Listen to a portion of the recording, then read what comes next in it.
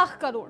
आज के दौर में भी इस रकम का नाम सुनकर अंबानी और अडानी जैसे दिग्गजों की आंखें खुली की खुली रह जाएं। लेकिन क्या हो अगर मैं कहूं कि इतनी दौलत का मालिक टीन की थाली में खाना खाता था और मेहमानों की अधजली सिगरेट पीता था। दौलत से लबालब, जिंदगी से फकीर। मीर उस्मान अली खान हैदराबाद के 7वें और आखिरी निजाम। 1911 से लेकर 1948 तक हैदराबाद पर उन्होंने हुकूमत की। उनकी दौलत उस वक्त की सबसे बड़ी निजी संपत्तियों में से थी, करीब 17.47 लाख करोड़ रुपए, यानी 230 बिलियन डॉलर से ज्यादा। लेकिन ये कहानी केवल दौलत की नहीं है, ये कहानी है एक ऐसे नवाब की जो अपने खजाने में बेशुमार हीरे जवाहरात रखते थे, लेकिन खुद 35 साल तक एक ही फटी टोपी पहनते थे। शाही ताज मगर सूफी दिल। उनके पास दुनिया का सबसे बड़ा जैकब डायमंड था, जिसका वजन था 185 कैरेट और जिसकी आज की कीमत है 1350 करोड़ रुपए से ज्यादा।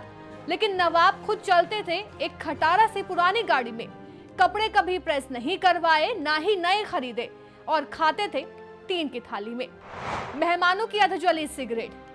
फ्रीडम एट मिडनाइट किताब में डोमिनिक और लैरी कॉलिंस लिखते हैं कि नवाब साहब मेहमानों की अधजली सिगरेट स्टब्स इकट्ठा करके पीते थे।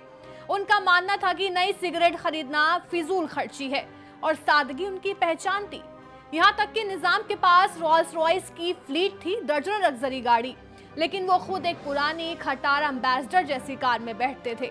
कई बार जब किसी की नई गाड़ी देख लेते तो कहते ये मुझे दे दो। लोग डर के मारे दे भी देते, लेकिन फिर नवाब कभी उस गाड़ी को छूते तक नहीं थे। 5000 किलो सोना दान। मशहूर किस्सा है कि 1965 में भारत चीन युद्ध के दौरान निजाम ने देश को 5000 किलो सोना दान दिया था। लेकिन क्या ये सच है? 2020 में एक आरटीआई से खुलासा हुआ कि उन्होंने दान नहीं बल्कि नेशनल डिफेंस गोल्ड स्कीम के तहत 425 किलो सोने में निवेश किया था और उस पर उन्हें 6.5% का ब्याज भी मिला। यानी दान नहीं, फायदे का सौदा था।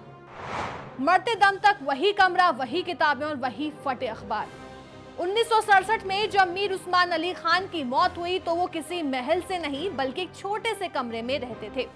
चारों ओर बिखरी हुई पुरानी किताबें, अखबार की कतरनें और टूटी फूटी चीजें, जैसे किसी फकीर का आखिरी आशियाना हो। लेकिन निजाम सिर्फ नाम ही नहीं था, एक नजरिया था। निजाम केवल दौलत के लिए नहीं जाने जाते थे बल्कि हैदराबाद को एक आधुनिक शहर बनाने के लिए भी याद किए जाते थे। उन्होंने बनवाया उस्मानिया जनरल हॉस्पिटल, निजामिया यूनानी हॉस्पिटल, उस्मानिया यूनिवर्सिटी, दर्जनों स्कूल, ब्रिज, रेलवे स्टेशन और न्याय भवन। राजनीतिक विवाद और ऑपरेशन पोलो।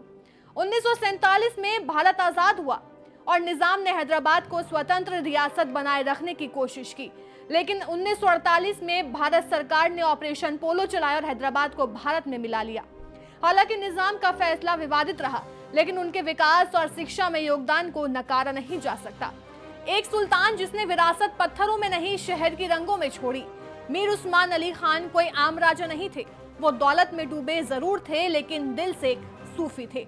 उन्होंने विरासत महलों में नहीं शहर की रंगों में छोड़ी और यही उन्हें दुनिया का सबसे अमीर फकीर बनाती है।